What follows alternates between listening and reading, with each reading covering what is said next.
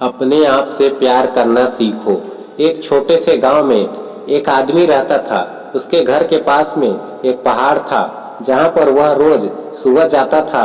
वहां पर थोड़ी देर तक उस पहाड़ पर बैठता, फिर वापस आ जाता। तो रोज की तरह वह सुबह सुबह जा रहा था। पीछे से उसका छोटा सा बेटा आया। उसने आ करके उसका हाथ पकड़ लिया और कहा कि आज मैं आपके साथ चलूंगा। उसने पहले तो उसको थोड़ा सा समझाया और मना किया। तो जो रास्ता है वो बहुत ही छोटा है और चढ़ाई बहुत ज्यादा है, तो तुम मेरे साथ नहीं चल पाओगे। लेकिन बेटे ने फिर जिद करी तो पिता मान गया। वो दोनों पहाड़ पर चढ़ने लगे। पिता ने बेटे का हाथ कस करके पकड़ा हुआ था। लेफ्ट साइड में पहाड़ थी और राइट साइड में खाई थी और रास्ता बहुत ही छोटा था। वो पहाड़ की चोटी तक पहुंचने ही वाले थे, तभी रास्ते में एक बड़ा सा पत्थर आया। क्योंकि पिता उस रास्ते से रोज आता था तो उसको पता था कि वहाँ पर पत्थर है, तो वह साइड से निकल गया। लेकिन जो बेटा था उसका ध्यान कहीं और था, तो उसका घुटना जा करके उस बड़े पत्थर में टकरा गया।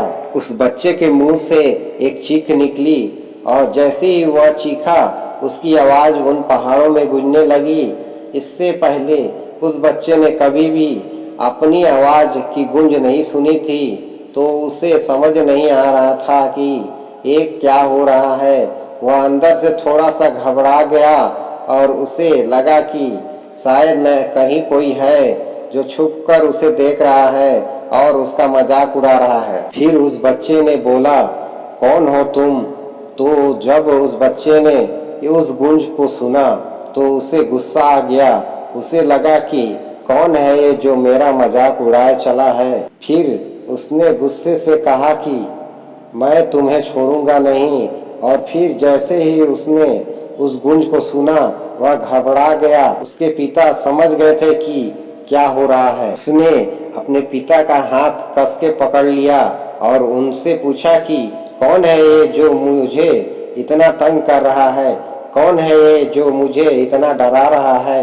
तो उसके पिता थोड़ा सा मुस्कुराए और उन्होंने खाई की तरफ देखा और जोर से बोला, मैं तुमसे बहुत प्यार करता हूँ। वह सुनकर वह बच्चा हैरान हो गया और उसे समझ नहीं आया कि क्या हो रहा है, क्योंकि वही इंसान जो उसका मजाक उड़ा रहा था, उसको तंग कर रहा था, वह उसके पिता को बोल रहा है कि मैं तुमसे बहुत प्यार करता हूँ। तो उसके पिता अपने बेटे को देखा और समझ गए कि उसके मन में क्या चल रहा है।